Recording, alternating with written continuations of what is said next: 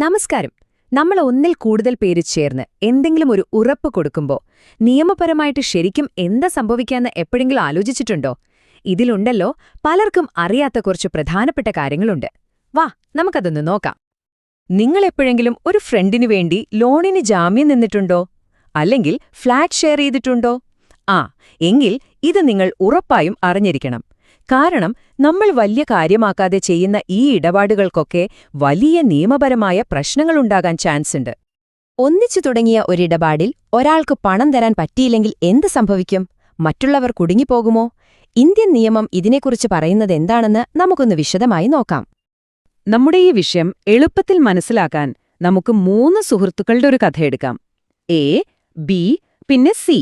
ഇവർ ഡി എന്നൊരാളുടെ കയ്യിൽ നിന്ന് കുറച്ചു പണം കടം വാങ്ങുന്നു. ഈ ഒരു ഉദാഹരണത്തിലൂടെ നമുക്ക് നിയമവശങ്ങൾ പഠിക്കാം. അപ്പോ എ, ബി, സി എന്നിവർ ഒരുമിച്ച് ഡിയുടെ കയ്യിൽ നിന്ന് കടം വാങ്ങിയ തുകയാണ് 3 ലക്ഷം രൂപ. അവരുടെ പ്ലാൻ എന്താ? 3 പേരും തുല്യമായി 1 ലക്ഷം രൂപ വീതം എടുക്കാം എന്നായിരുന്നു. പക്ഷെ നിയമത്തിന്റെ കണ്ണിൽ കഥ കുറച്ച് വ്യത്യസ്തമാണ്. നിയമപരമായി പറഞ്ഞാൽ എ, ബി, സി എന്നിവരെ നമ്മൾ സംയുക്ത വാഗ്ദാനക്കാർ അഥവാ ജോയിന്റ് പ്രോമിസേഴ്സ് എന്നാണ് വിളിക്കുക. ഇതിന്റെ അർത്ഥം എന്താണെന്ന് വെച്ചാൽ അവർ 3 പേരും ചേർന്ന് ഒരൊറ്റ വാഗ്ദാനമാണ് കൊടുത്തിരിക്കുന്നത്. അതായത് 3 ലക്ഷം രൂപയും തിരികെ നൽകാനുള്ള ബാധ്യത അവർക്ക് ഒരുമിച്ചാണ്, ഒറ്റക്കെട്ടാണ്. ശരി, ഇനി നമുക്ക് കടം കൊടുത്ത ഡിയുടെ ഭാഗത്തുനിന്ന് ഒന്ന് ചിന്തിച്ചു നോക്കാം. നിയമം ഡിക്ക് ചില പ്രത്യേക അധികാരങ്ങൾ, ഒരുതരം സൂപ്പർ പവർ തന്നെ കൊടുക്കുന്നുണ്ട്. പലപ്പോഴും ഈ ഇടപാടുകളെ അപകടത്തിലാക്കുന്നതും ഇതുതന്നെയാണ്. ഇതാണ് ഇതിലെ ഏറ്റവും പ്രധാനപ്പെട്ട പോയിന്റ്. ഇന്ത്യൻ കോൺട്രാക്ട് ആക്ടിലെ സെക്ഷൻ 43 അനുസരിച്ച് ഇതിനൊരു പേരുണ്ട്: ജോയിന്റ് ആൻഡ് സെവറൽ ലയബിലിറ്റി. സിംപിളായിട്ട് പറഞ്ഞാൽ ഡിക്ക് ഈ 3 ലക്ഷം രൂപ മുഴുവനായിട്ട് വേണമെങ്കിൽ എയോട് മാത്രം ചോദിക്കാം, അല്ലെങ്കിൽ ബിയോട് മാത്രം, അതുമല്ലെങ്കിൽ സിയോടും മാത്രം. ചുരുക്കി പറഞ്ഞാൽ ഓരോരുത്തരും ആ മുഴുവൻ തുകയ്ക്കും ബാധ്യസ്ഥരാണ്. അപ്പോൾ ഡിക്ക് എന്തൊക്കെ ചെയ്യാം? വേണമെങ്കിൽ നേരെ എയുടെ അടുത്തേക്ക് ചെന്ന് മുഴുവൻ പണവും ചോദിക്കാം, അല്ലെങ്കിൽ ബിയോട്, അതുമല്ലെങ്കിൽ സിയോട്. അയ്യോ, എന്റെ വിഹിതം 1 ലക്ഷമേ ഉള്ളൂ, അത് തരാമെന്ന് പറഞ്ഞ് ആർക്കും ഇതിൽ നിന്ന് ഒഴിയാൻ പറ്റില്ല. ആരുടെ കയ്യിലാണോ പണം കിട്ടാൻ സാധ്യത അവരോട് മുഴുവൻ തുകയും ആവശ്യപ്പെടാൻ കടം കൊടുത്തയാൾക്ക് നിയമപരമായിട്ട് അവകാശമുണ്ട്. അപ്പോൾ നമുക്കിങ്ങനെ സങ്കൽപ്പിക്കാം, നമ്മുടെ കഥയിൽ ഡി മുഴുവൻ പണവും എയിൽ നിന്ന് തന്നെ ഈടാക്കി. പാവമേ, ആ മുഴുവൻ കടവും ഒറ്റയ്ക്ക് വീട്ടേണ്ടി വന്നു. പക്ഷേ കഥ ഇവിടെ തീരുന്നില്ല കേട്ടോ.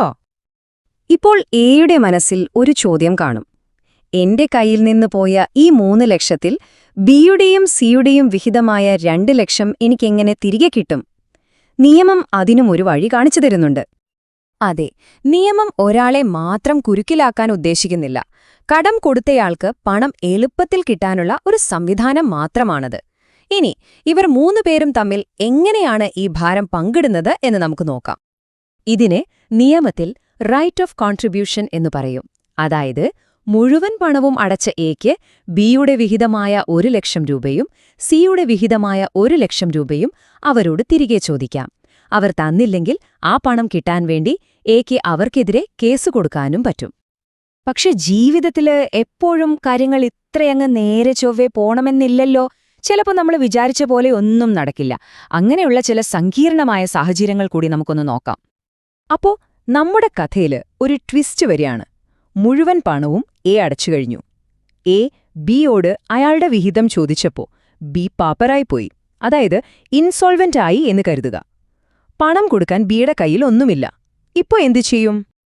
ഇവിടെയാണ് കാര്യങ്ങളെ കുറച്ചുകൂടി കോംപ്ലിക്കേറ്റഡ് ആകുന്നത്. ബിക്ക് പണം തരാൻ പറ്റുന്നില്ലെങ്കിൽ ആ നഷ്ടം ഡി സഹിക്കേണ്ട കാര്യമില്ല. നിയമം പറയുന്ന എന്താന്ന് വെച്ചാല് ആ നഷ്ടം ബാക്കിയുള്ള എയും സിയും ഒരുപോലെ സഹിക്കണം.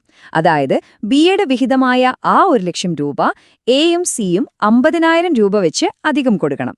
അപ്പൊ എന്തായി? അവരുടെ ഓരോരുത്തരുടെയും ബാധ്യത 1.5 ലക്ഷം രൂപയായി. നമുക്ക് മറ്റൊരു സാഹചര്യം നോക്കാം. കടം കൊടുത്ത ഡിക്ക് ഒരു ദയ തോന്നിയിട്ട് ബിയോട് പറയുകയാണ്: സാരമില്ല, നിങ്ങൾ പണം തരേണ്ട, ഞാൻ നിങ്ങളെ ഈ ബാധ്യതയിൽ നിന്ന് ഒഴിവാക്കുന്നു എന്ന്. അങ്ങനെ പറഞ്ഞാൽ എയും സിയും രക്ഷപ്പെടുമോ? ഇല്ല, രക്ഷപ്പെടില്ല. നിയമം പറയുന്നത് ഡി ഒരാളെ ഒഴിവാക്കിയാലും മറ്റുള്ളവരുടെ ബാധ്യതയ്ക്ക് ഒരു മാറ്റവും വരില്ല എന്നാണ്. എയും സിയും ഇപ്പോഴും ആ മുഴുവൻ 3 ലക്ഷം രൂപയും ഡിക്ക് കൊടുക്കാൻ ബാധ്യസ്ഥരാണ്. പക്ഷേ അതിനുശേഷം അവർക്ക് ബിയിൽ നിന്ന് അയാളുടെ വിഹിതം ഈടാക്കാം. ചുരുക്കി പറഞ്ഞാൽ ഡി ഒരാളെ ഒഴിവാക്കുന്നത് അവർ തമ്മിലുള്ള ഇടപാടിനെ ബാധിക്കുന്നില്ല.